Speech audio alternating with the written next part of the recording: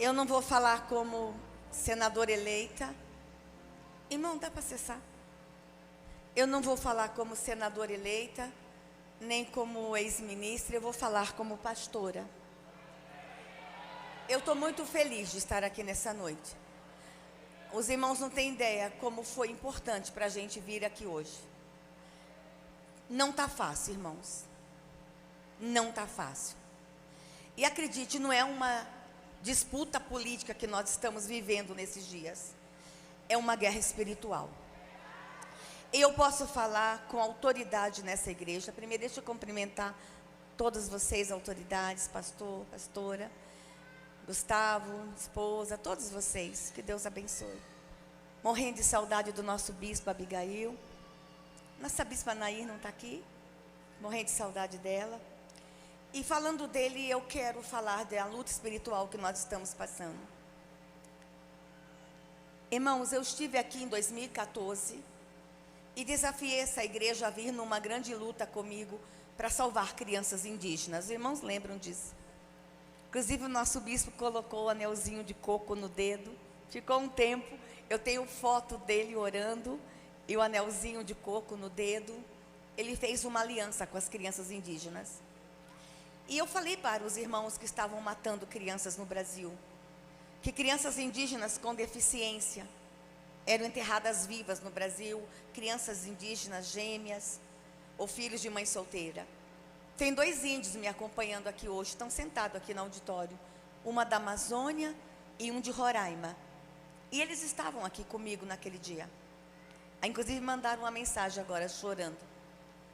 E nós escrevemos uma lei, irmãos, em 2007, para salvar essas crianças. Essa lei dorme no Senado Federal desde 2007. Os nossos senadores cristãos, quando tentam aprovar a lei, a resposta que eles têm é que não tem clima político para aprovar uma lei para salvar a vida de crianças indígenas. Eu vou lá ajudar os irmãos ali, ó, a criar o clima político agora.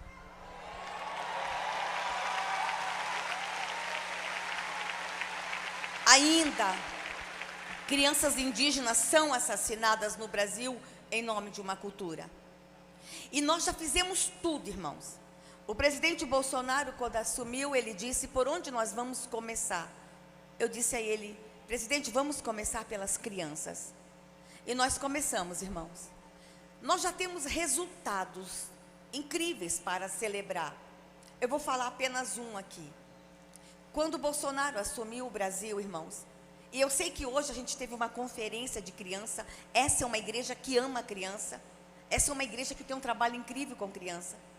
Quando Bolsonaro assumiu a presidência do Brasil, eram assassinadas 32 crianças e adolescentes por dia no Brasil. Esse relatório é da Unicef, irmãos. Esse relatório é verdadeiro.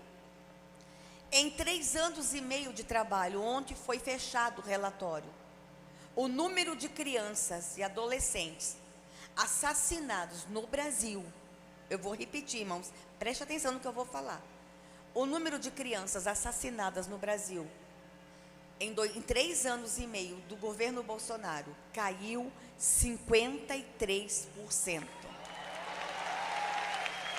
Nós tínhamos uma compreensão lá atrás que a violência contra a criança, o assassinato de criança indígena, a violência doméstica, o assassinato de criança em área urbana era sacrifício às potestades.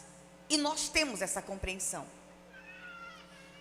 Nós já conseguimos resolver todos os problemas? Não. Mas o inferno está com muita raiva do presidente Bolsonaro. Irmãos, acreditem, nós estamos diante nessa eleição, não é de uma disputa política, é de uma guerra espiritual. Vou encerrar aqui, irmãos. Quando assumi o ministério, eu sempre soube da violência contra a criança, os irmãos conhecem a minha história, mas quando eu abri as gavetas do ministério, eu me apavorei. Estavam sendo escondidos de nós dados oficiais, que não falavam para a igreja. A gente pregava, a gente falava, mas a gente não tinha todos os dados na mão. Por exemplo, irmãos, Desaparece ainda no Brasil entre 9 e 11 mil crianças por ano. Meu Deus, para onde vão essas crianças? Irmãos, e o Bolsonaro, quando assumiu em 2019, ele deu uma ordem para a gente criar o maior programa de busca de crianças desaparecidas. Irmãos, foram 2 anos e meio para construir um protocolo para encontrar as crianças desaparecidas no Brasil. Por que não avança? Com toda a equipe de Bolsonaro se esforçando, porque é espiritual, irmãos. Aonde estão essas crianças? Irmãos, eu fui para a Amazônia e Bolsonaro disse: vamos para a fronteira, vamos fechar a fronteira, vamos atrás delas. Nós fomos para a Ilha do Marajó e descobrimos que crianças saem da Ilha do Marajó. Todo mundo pergunta: por que Bolsonaro está fazendo o maior programa de desenvolvimento regional na Ilha do Marajó? Porque ele tem uma compreensão espiritual que vocês não têm nem ideia. Fomos para a Ilha do Marajó e lá nós descobrimos que nossas crianças estavam sendo traficadas por lá. O Marajó faz fronteira com o mundo, Suriname, Guiânia. Eu vou contar uma coisa para vocês que agora eu posso falar.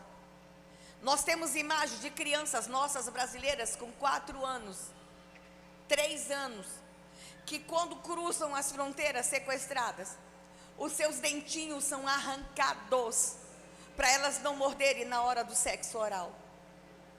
Essa nação que a gente ainda tem, irmãos. Nós descobrimos que essas crianças, elas comem comida pastosa para o intestino ficar livre para a hora do sexo anal.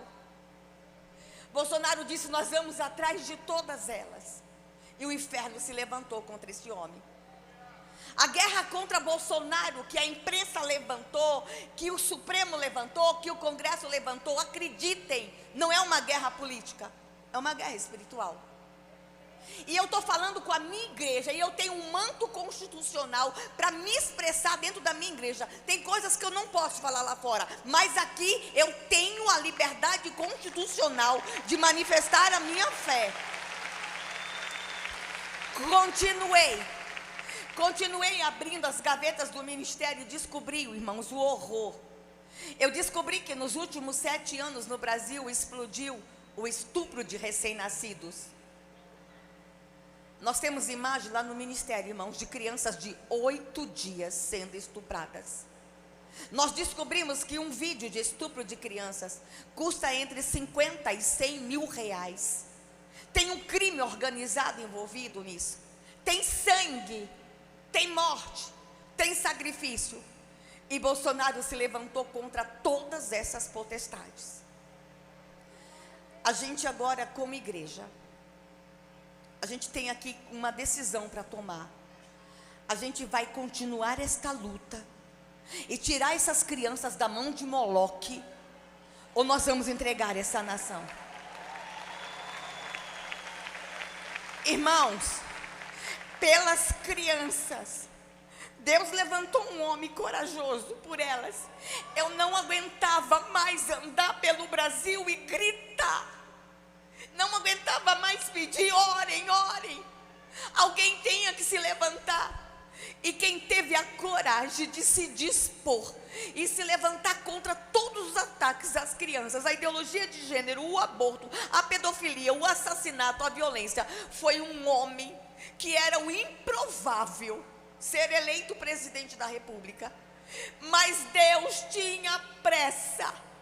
Deus não suportava mais o clamor das crianças. As crianças gritavam. Havia choro e gemido nas florestas. Havia grito nas cidades. Deus se levantou no trono e ouviu o grito das crianças no Brasil. Isso aqui não é discurso político. Isso aqui é fala de uma pastora que há 40 anos se arrasta pelo Brasil para pedir à igreja para salvar crianças. Bolsonaro teve a coragem. Irmãos, dia 22 de outubro, ou a gente sentencia todas as crianças no Brasil à morte, e a morte espiritual também, porque a ideologia de gênero é morte. A ideologia de gênero é sacrifício de criança, confundir criança, é assassinar crianças. Ou a gente se levanta, irmãos, como igreja.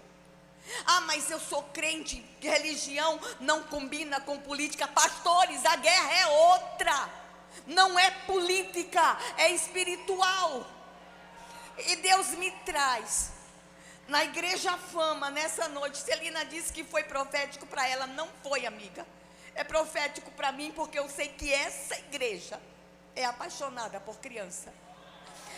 Irmãos, pelas crianças. Eu sei o que eu estou falando, o que eu vi 30 anos nos bastidores do poder. Pelas crianças, irmãos, nós precisamos nos levantar. Vocês têm que sair daqui hoje, pegar o WhatsApp. Todo mundo tem um parente fora. Goiás já deu Goiás com certeza já deu e vai dar uma votação expressa ao presidente Bolsonaro. Mas o papel de vocês não se limita a Goiás. Fale com os parentes fora de Goiás. Fale com todo mundo, irmãos. Orem. Se vocês acham que eu estou exagerando, vão para casa hoje e orem. Pede a Deus para revelar no seu coração.